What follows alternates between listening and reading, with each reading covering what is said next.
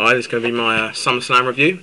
Sorry it's late, but I've been really busy with work and all, so let's get on with it. The first match of the night was Kane versus Finlay. This was a solid match, hard hitting, solid shots from the both of them. Kane dominated most of the match, which was to be expected. Finlay got a few shots back in. Kane walked away with a win. A few things that really stood out for me in this match was the uppercut that Kane gave Finlay that knocked him over the top rope. That was pretty cool, and the Kane Insecurity. I mean, all in all, not a bad starting match. Next match was the IC title match, Carlito versus Kennedy versus Umaga. Now, on paper, this should be a very good match. It was my pick for match of the night. You got Carlito and Kennedy, both good mid-carders. Obviously, both hopefully going to be getting a push. Obviously, Kennedy is. Hopefully, Carlito is. I mean, I enjoy watching Carlito wrestle anyway. Put Umaga in there for obviously the title and a bit of power. And I mean, on paper, should be a good match. But for me, it just didn't make the mark. I like the bits between Kennedy and Carlito. I thought they were good. I thought it was going to be the start of Kennedy's push going into the storyline with Vince with the IC title as well. I thought that would have been quite cool. But obviously, Umaga come in, spike out of nowhere, and got the win, which I didn't really like the ending, the spike from nowhere and then getting the win. But anyway, next match of the night was Ray versus Chavo. I was looking forward to this match, looking forward to seeing Ray coming back into the ring. I felt it had a good start. Back and forth moves between the two of them, really selling the fact that they know each other, and obviously there's a history of rivalry there as well. I thought they sold that quite well. And then it slowed down towards the middle of the match, which I expected. Obviously Ray's going to be rusty and they're going to want to try and slow it down a bit. But I do think they could have done a little bit more in the match. Just taking it a little bit. I know Ray would have been rusty and he's obviously just coming back off injury, but I did feel they could do a little bit more. Ray walked away with the win, obviously. I did like the comment that JBL made about Ray making him retire. That was very funny. Next match of the night was the Diva Battle Royal. It was what it said, really. It was a Diva Battle Royal. I don't think I watched it. I think I fast forwarded it through it to the end. Beth Phoenix won. Didn't really interest me. Next was Matt Hardy versus MVP. I mean, when are we going to get to see these two in a match for the US title? I mean, it's great that WWE are building up to the match. They're not just having the match, it meaning nothing, and maybe the title being passed on and meaning nothing. They're actually building up a bit of rivalry between them. There's a good feud going on. I do like it, but I mean, I just want to see these two wrestle now. This wasn't a wrestling match, it was a drinking competition.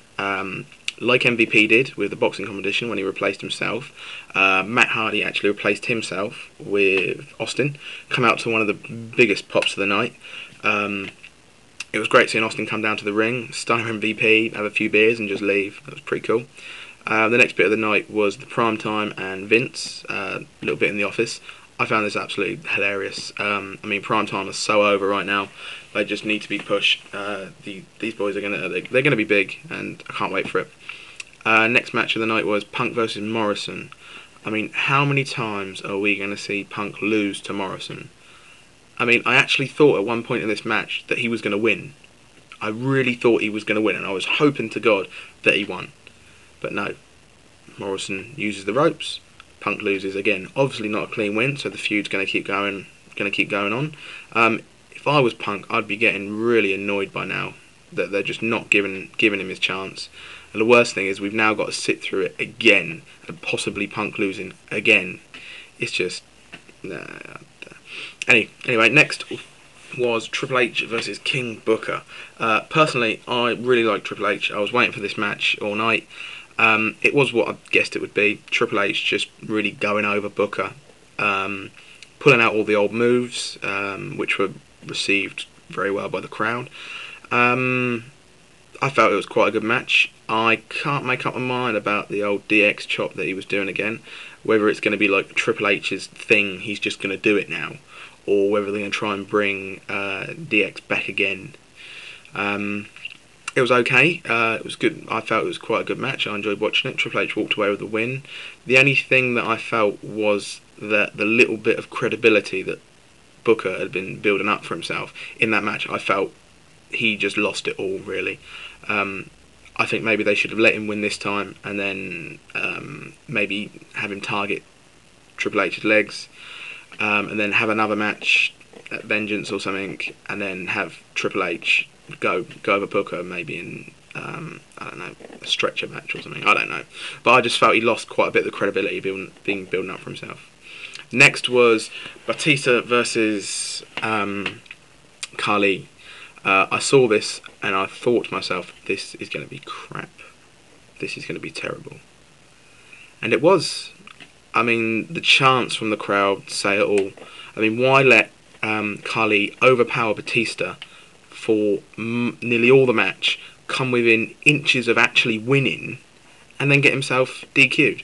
I mean, if they had let Khali win, then I feel that would have at least made Khali have a little bit of credibility with the belt, because I mean, he got the belt from the Battle Royal. There's no real massive storyline behind it. It's meaning nothing at the moment.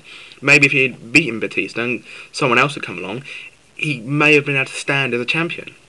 I mean, if Batista can't have a good match with Khali, and I mean, people have done it. Cena, Kane, just a couple of them. But if Batista can't, then don't let him have matches with him. Finish the feud, have it over with. Done. Finished. But obviously not. I imagine they're going to go on and have another match at Vengeance that will probably be rubbish as well. I mean, just stop it between them. Either let Khali keep the title and be the champion, or give it to someone else. Just not Batista. Or not with Batista and Khali having the match. Anyway, like I said, Khali got himself DQ'd, so Batista won. Obviously, Khali kept the title. Next match was Orton versus Cena.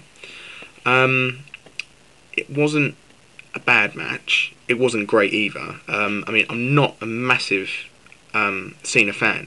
I did want Orton to win and have a little title run before Triple H takes it off of him, which is inevitable, I believe. But it was pretty much the same old Cena. I'm really glad Orton didn't tap. At one point it looked like he was going to tap to the STFU, and I feel that would have put a big dent in the character that they're building up Orton to be. So I'm pretty glad that he didn't tap. Cena walked away with the win. It was pretty much a normal Cena match. Yeah, it wasn't a bad match.